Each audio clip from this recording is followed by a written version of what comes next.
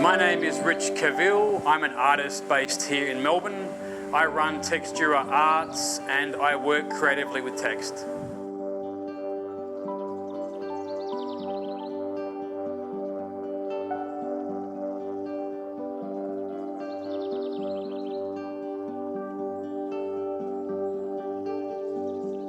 So the project came about through conversations with Hobsons Bay Council, and they introduced me to Wemba Wemba man and artist Dean Stewart and his work on the Lost Lands Found project. So by being introduced to his work and thinking about how the land and the waterways were treated in pre-colonial settler time, I was really able to adapt the concept to kind of speak to that, and the phrase "once as it was" from the Lost Lands Found project became really integral to how this project's message was delivered.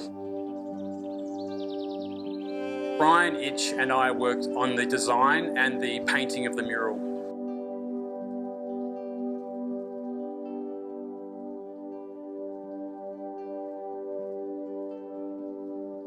So Brian's work throughout this mural can be seen painted inside the hexagonal shapes, and those areas show a window into the ancient past with the landscapes and waterways.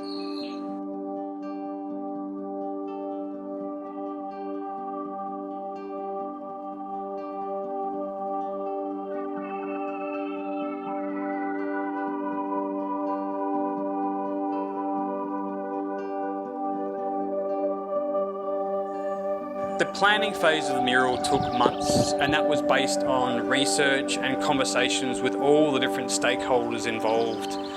The actual painting itself took around 3 weeks.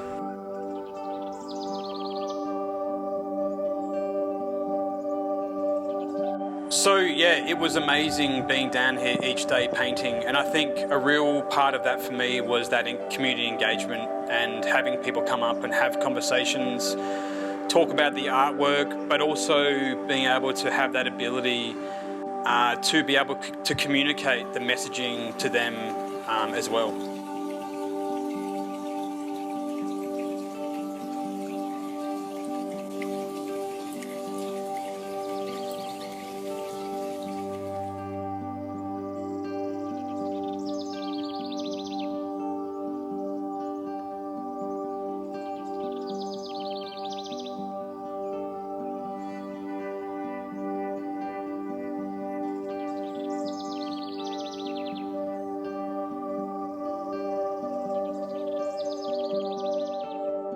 So I'm Frank Vidal, the team leader of the Conservation Environment area within Council. So we've got 22 conservation reserves of 300 hectares, and we manage a range of different environments. Where we are here in Skeleton Creek, we have a number of different sedge lands and I guess environments that have been somewhat modified, and I guess it's capturing the elements that possibly were here prior to European settlement, but also some of the wildlife and plants that exist at the moment. So I was contacted some time ago from the artists and talking about some of the, I guess, development in what we'd look at putting on the walls here.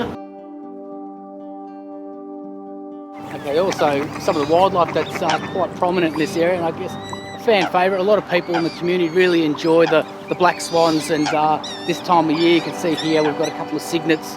They seem to be growing quite well and healthy. They're at a stage now that they're becoming a lot more independent as well, so there's some high hopes for these two to be able to make it to adulthood and be in this stream for a long time to come.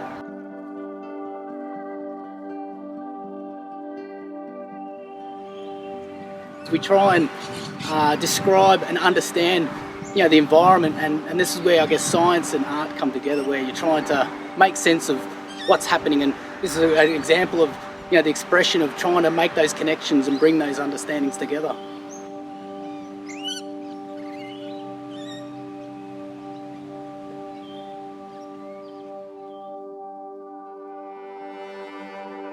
Hi, I'm Miss Eason and I'm the visual arts teacher at Seabrook Primary School.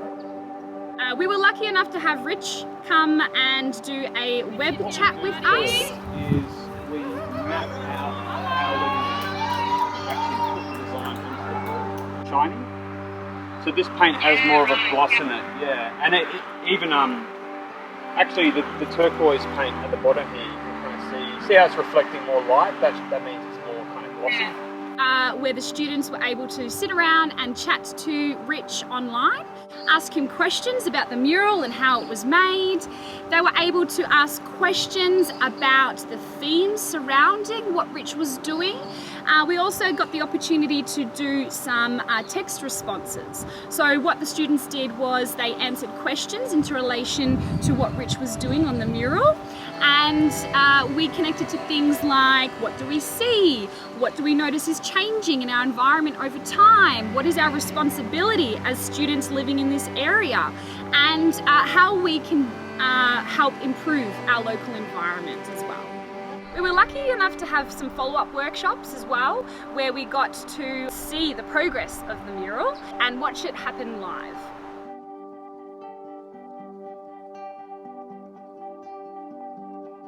Students focused on ideas surrounding responsibility, resources and living things.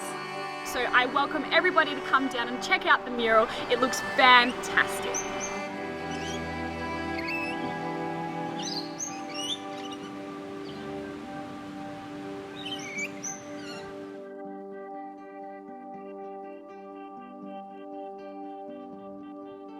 Hi, I'm Angela Whiffen and I belong to Friends of Skeleton Creek.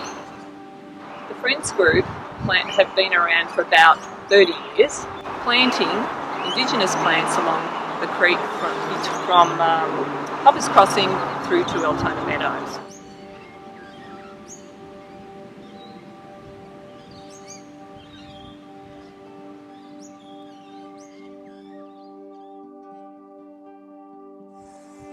So as an artist, I think what we really want to come out of this project is for people in the community to walk past the mural and to engage with the visual themes, but also the text-based messaging, which is really there as a prompt to make them reflect on and think about how this area, and specifically the land and the waterways, are treated now, how they were treated in the past in pre-colonial settler times, but also how they want to be with and treat this area into the future.